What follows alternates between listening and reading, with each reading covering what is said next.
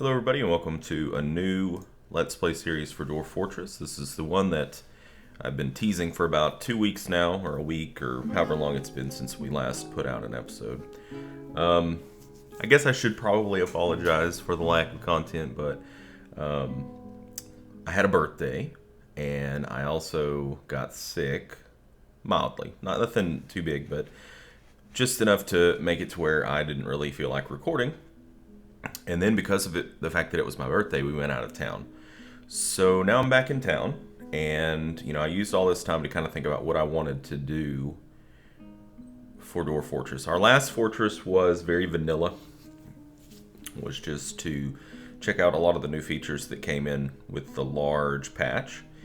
And now I think we're going to do something a little different, a little bit more challenging. This was a suggestion that was given quite a while back by a viewer. And it's a pretty common challenge, I think. I don't think this is really anything revolutionary, anything that hasn't been done before, because it's been done many times. But then again, I think most things have probably been done many times in Dwarf Fortress.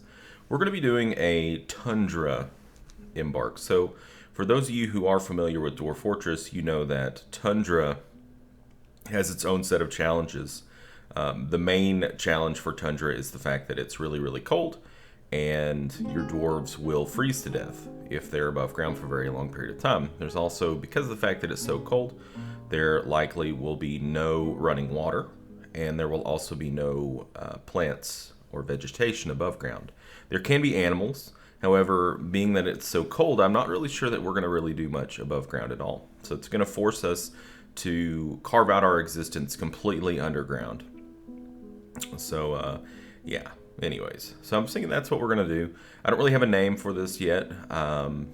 We will, once we get done with the generation, when we get to the actual part where we, get a name for the fortress, hopefully we can come up with a name that is suitably cold themed or something icy or something like that. So, anyways, so let's just jump right in here, I suppose, and create our world. So I am using, for this, I just downloaded the new Lazy Noob pack.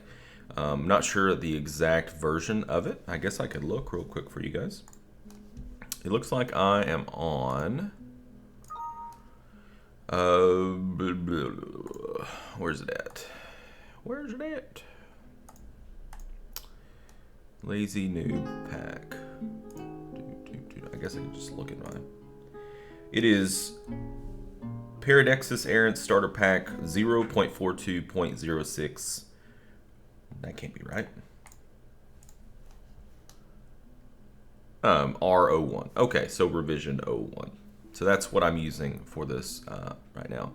The last one that I was using was like 0.42.03 R04. So it was about 2 months ago, actually, that I got that set up. We're going to be using a lot of just the native settings for Lazy Noob Pack.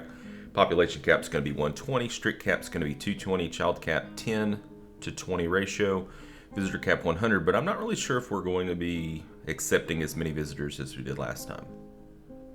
I don't know.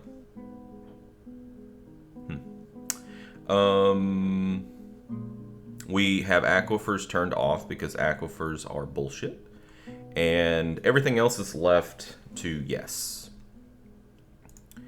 Graphically, we'll be using the Phobos 16px. I am planning on using Dwarf Therapist. And I have automatic job assignments, performance tweaks, and workflow toggled at this point. I will be using those. So, alright, so for our world itself, being that we're going to be delving so heavily into caverns, because a lot of our salvation in this Tundra Embark is going to come from the cavern layers. I think it's pretty wise for us to really kind of have a mind towards our FPS. If you watched the last series, you noticed that our FPS was pretty damn good up until the point where we breached our cavern layer, and then it immediately plummeted. So...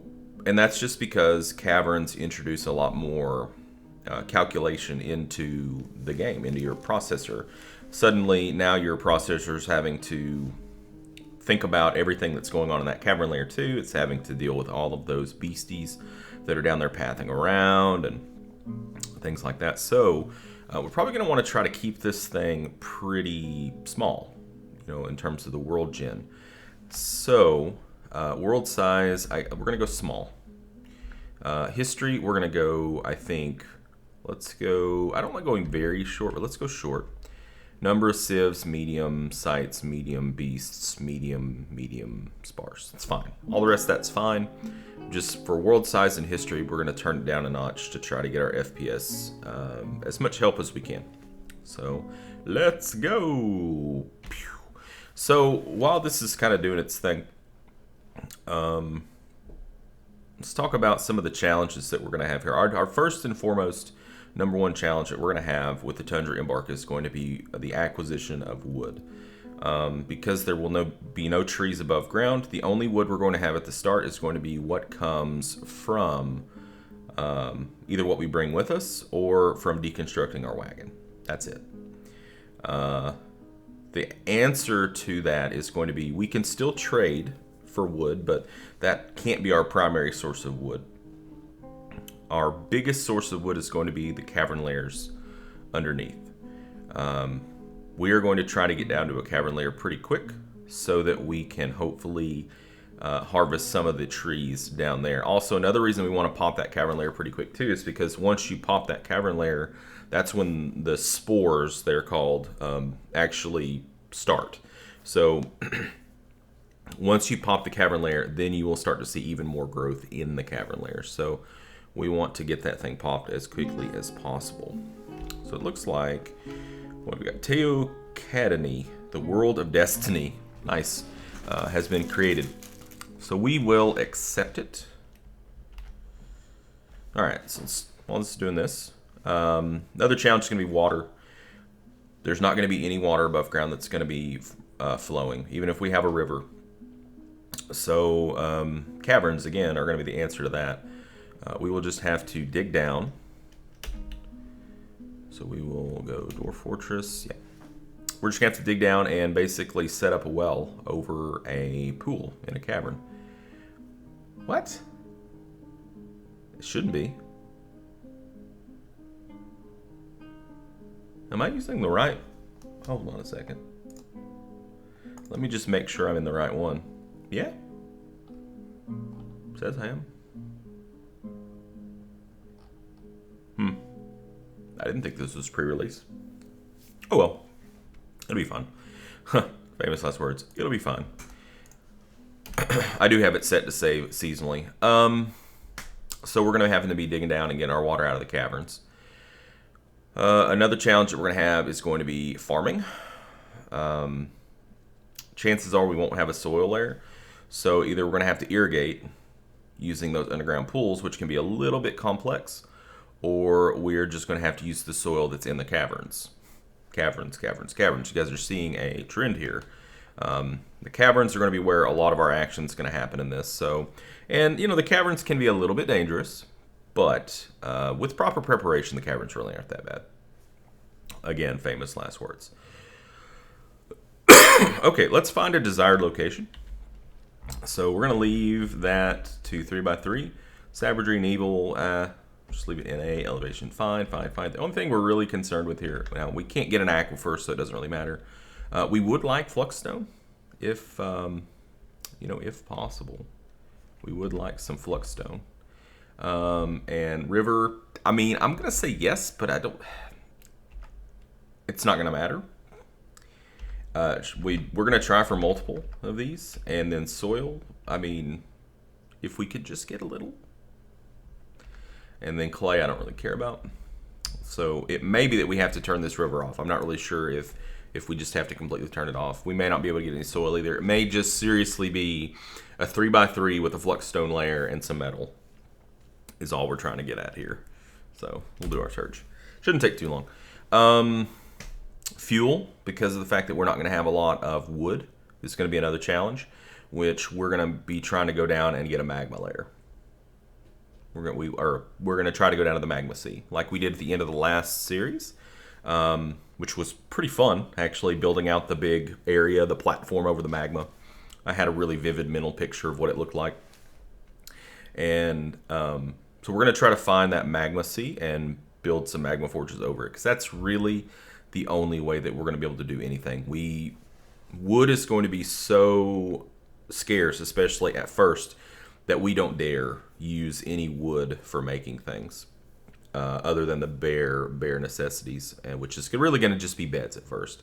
We won't even be able to use wood for bins. Now, I looked before I started this, I was like, I would use a lot of bins. So is there a viable alternative for bins for storage? And as it turns out, from what I saw, now you guys, if you know of any alternatives, please, tell me in the comments, but there isn't. You can make bins out of metal, but from what I read, it is actually harder on you to make them out of metal than it is to just make them straight out of wood, because you're basically just adding more wood to the equation. To make a bin out of metal, I think it takes 3 units of metal, which means that those 3 units of metal have to be smelted, and smelting requires a fuel source. Now, if we get down to the magma layer, or the cavern with the magma in it, we can make metal bins, assuming that we have a metal source. And if that does end up happening, then we're in business. But at first, we're probably going to be going binless, which is a little bit weird because I like my bins. All right, so let's see what we have here. Browse results. Well, we know immediately that any of these flashing X's that are in the middle of the map are out. It's not going to be Tundra. So this one down here at the bottom, what is this? Tundra. The winter of society. Freezing, no trees, scarce vegetation. Calm surroundings, so it's not really going to be dangerous per se. It says it has sand, clay, deep soil, deep metals, and fluxstone. And there's another biome here. The walled sea, Arctic Ocean, freezing. Okay, so it's got a little bit of a sea down there, a frozen sea that has... That's where the shallow metals are. There's shallow metals there. Okay, so basically what this is it's a tundra tile that is on... It's on the... basically right above a frozen sea. It's where the ocean becomes frozen. So that's why we're getting the sand. Which that's fine, actually. That will enable us to do some farming outside of caverns, hopefully, which will be good. Especially if the soil is very deep. I'm not sure if... The reason we didn't go glacial is because glacier can have ice very, very deep. Whereas the tundra, I don't think it's going to have any ice layers like that. But I've never really done a tundra Embark before, so this is new. Looking at the map's kind of interesting. I like this part right here. Was this like a big lake? Tropical ocean. It's like an oasis, like a huge oasis or something. The glittery water. That's pretty neat. Okay. So who are our neighbors over here? Are these goblins? I think they're gobos. All right, which civilization do we want to be with here? It says we have dwarven neighbors. Really? There's 2 civilizations: the Eagles Merchant, that's hyphenated, the Eagles Merchant of Ravens, and the Defensive Rags. Oh, I guess they're kind of intermingled. Let's go with the Defensive Rags because I fucking hate the Eagles, man. Anyways, so this is where we're gonna settle. We're gonna settle here in the winter of society. Yeah. So very good, very good. Embark. Saltwater, even though it's frozen. All right, we are going to prepare for our journey carefully. So, being that this is a tundra biome and we're not going to be chopping trees from the top of the surface, I think we're going to not bring a lumberjack with us. I think we're going to use those skill points somewhere else. I do think we're still going to bring a wooden training axe. Well, actually, no. We're not going to bring one. I don't think we're going to need one. Because I think we can just make a wooden training axe at the carpenter's workshop, right? I mean, once we get some wood, I don't know. It's going to be hard to get wood. Oh, well. So let's tab over here. What we'll probably do instead is we'll probably take maybe an extra miner or something that we wouldn't normally take with us. Copper battle axes, no. Iron anvil, yes. We do not need that much wine, thank you. We will still get caravans there. What we're going to have to do is we're going to have to build a tunnel to the edge of the map. That's going to like basically go to the edge of the map, and then we'll have like a ramp that'll go up near the edge of the map where the caravans hopefully will come straight down underground so they don't have any problems getting to us. Plump helmets spawn. Yeah, we're going to probably get more of those. Probably like 50. Since looks like we're going to have some soil. Pigtail seeds, nope. We're going to big no on all this. Dimple cup spawn. No. Prepared gorilla intestines. Delish.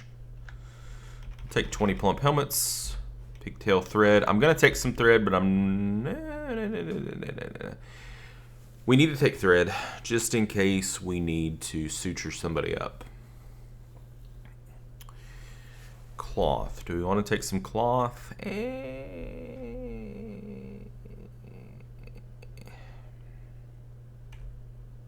Nah. Nah.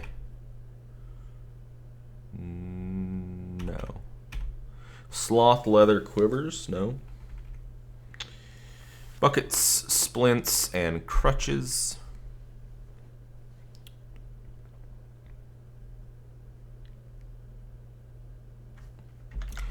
Well, I know we don't need a step ladder or a wheelbarrow. I'm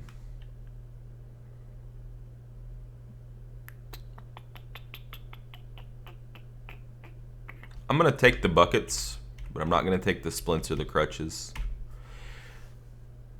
That way we have a bucket around, a few buckets around in case we need them, because we would need them if we set up a well. So, because I'm looking at it, let's go ahead and name our fort. We're looking for something like icy or cold or tundra-y, I guess. Mountain straps. Hailglazed. That's not too bad.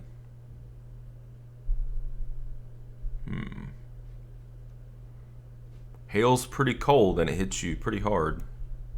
If you live in a place where you can get big hail, like I do. Sure, we'll go with that. Hailglazed, that sounds good. And that's the name of our fort, the name of our group. The roasted flag, nah. Strifle bolt. Slick gold. Lash of sandals. Clean lancers. The mountain of hurricanes. That sounds pretty intense. Let's go with that. What symbol? We can have a symbol? What the hell is this?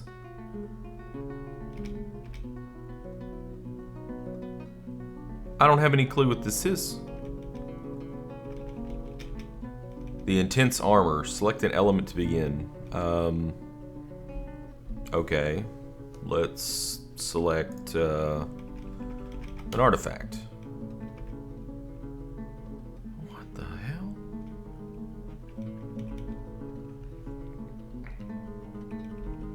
Historical figure.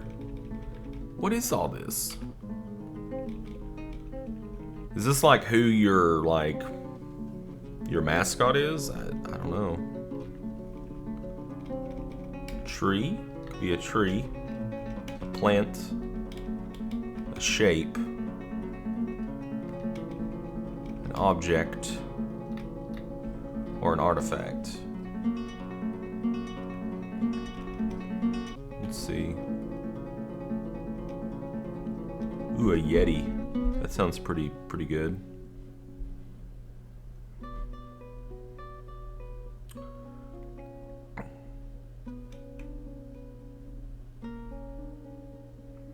Tick man.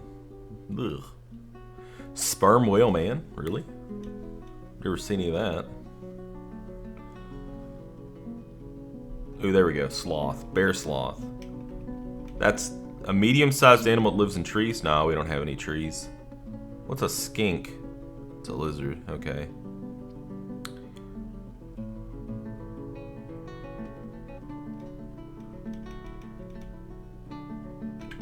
No reindeer.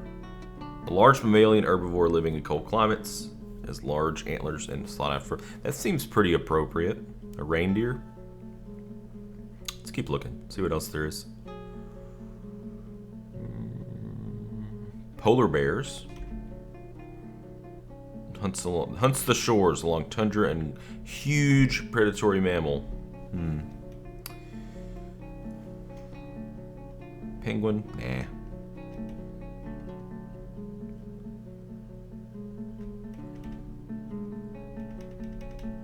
It's an opa.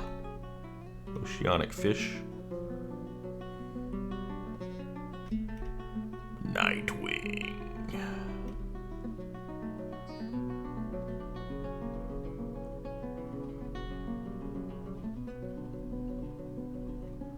Spouse of the Midnight Creature? What is that, like Bride of Frankenstein or something? Large feathered humanoid. It has wings and it has a bloated body. Its slate gray feathers are patchy. Now you will know why you fear the night.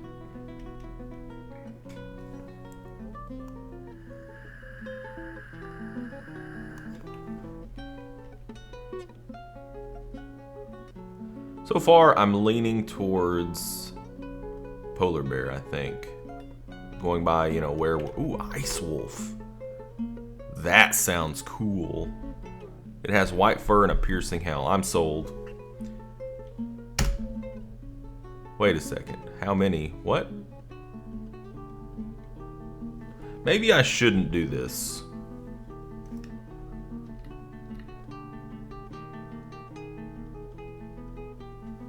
Yeah. Maybe I shouldn't do this.